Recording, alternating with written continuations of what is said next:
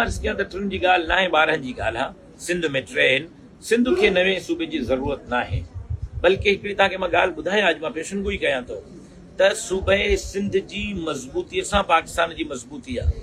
ख़ुदा न ख़ास्ता जेकॾहिं सिंध तक़सीम थिए थो त पाकिस्तान कमज़ोर थी वेंदो, ऐं इन साज़िश खे मां मुल्क जे ख़िलाफ़ साज़िश थो सम्झां, इन कमज़ोरी खे मां मुल्क जी कमज़ोरी थो सम्झां। पंजाब खे ज़रूरत आहे, पंजाब जे अवाम खां पुछो, जेकॾहिं पंजाब जो अवाम 9 सूबनि ते इत्तफ़ाक़ करे तो ठाहियो।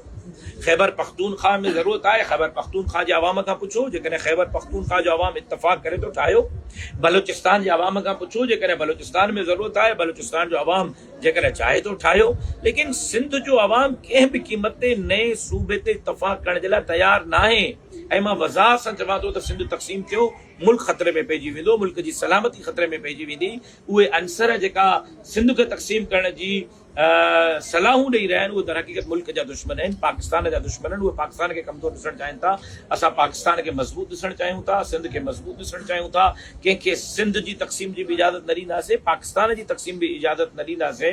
ऐं जेकॾहिं अहिड़ी का तरमीम अचे थी जंहिंसां सूबो तक़सीम थिए थो, सूबनि जे हक़नि ते धाड़ा लॻनि था, NFC अवार्ड ते धाड़ा लॻनि था, मालियाती हुजुम सिंध जो घटाइण जी कोशिशि कई थी वञे, त पोइ जमियत उलमा इस्लाम मज़ाहमत कंदी, भरपूर मज़ाहमत कंदी, रोडनि ते हूंदी, ऐं कंहिं बि क़ीमत ते सूबनि जे ख़िलाफ़ अहिड़नि साज़िशुनि खे कामयाबु थियणु न ॾींदी।